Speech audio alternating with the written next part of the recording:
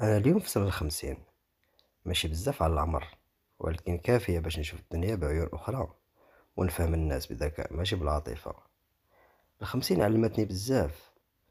علمتني أول حاجة بلي ماشي كلشي كيبان هو اللي كاين ناس كيبانو طيبين ولكن في الداخل خاويين، وكاين ناس وكاين ناس ما كيهضروش بزاف ولكن قلوبهم عامرة بالنية والصدق. زمان كنت كنهضر بزاف، دابا تعلمت نسكت، حيت الهضرة كتفضح والسكوت كيعلم. كنت كنبغي نقرر، كنخاف الناس يفهموني غلط. دابا ما بقاش كيهمني، اللي فهمني مرحبا واللي ما فهمنيش الله يسهل عليه. ال50 علمتني ما نبقاش ندور على الكمال، لا في الدنيا لا في البشر. ما كاين حتى واحد كامل وكلنا عندنا نقائص. كنت كنبغي نرضي الكل، دابا وليت كنرضي نفسي وربي. واللي فهمت باللي الناس كتبدل، اليوم كيبغيوك وغدا يمكن ما يعرفوكش، ماشي لأنهم خايبين ولكن حيت الظروف كتبدل القلوب والحياة كتورينا كل نهار وجه جديد.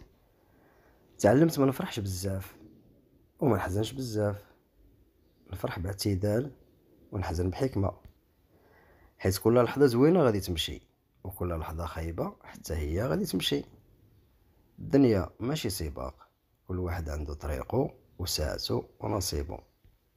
اللي سبقك في شي حاجة راه عندك حاجة أخرى سبقتيه فيها. ال50 علمتني نحافظ على راحتي النفسية، ما نبقاش نضيع على الهضره الفارغه. الناس اللي كيعطيوك طاقه سلبيه سلك معاهم بالابتسامه وسير في حالك.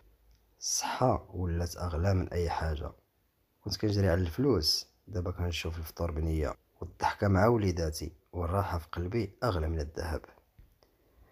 علمتني ال50 باللي الصداقه ماشي عند الناس اللي كيسولو فيك، ولكن شكون اللي كيبقى حداك فاش كل شي كيغيب.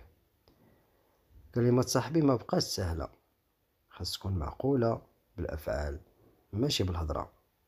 مبقاش كيعجبني الزحام، كيعجبني الهدوء وكلمة طيبة من القلب.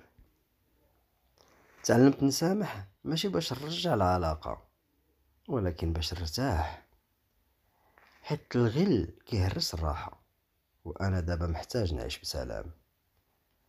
تعلمت نحمد الله على القليل ونفرح بالصغير ونتقبل التجاعيد، حيت كل خط في وجهي هو قصة دازت وتعلمت منها حاجة. ال50 علمتني باللي مظاهر خداعة، ماشي كل واحد عنده فلوس راه مرتاح، ولا كل واحد ساكت راه حزين.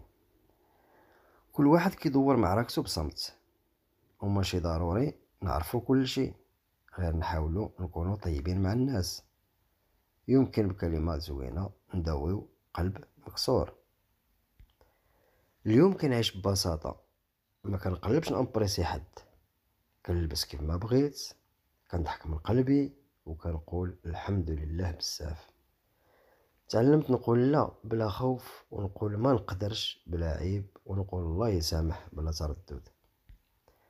ال50 ماشي ضعف، هي قوة هادئة كتجي من التجربة، من الدروس ومن الصدمات اللي ما قتلاتناش ولكن قواتنا.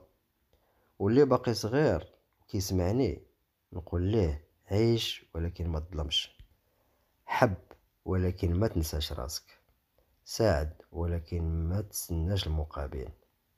واخا الدنيا دارت بيك واخا الدنيا دارت بيك ما تفقدش الطيبة، حيت ربي كيشوف النية وما كيضيعهاش.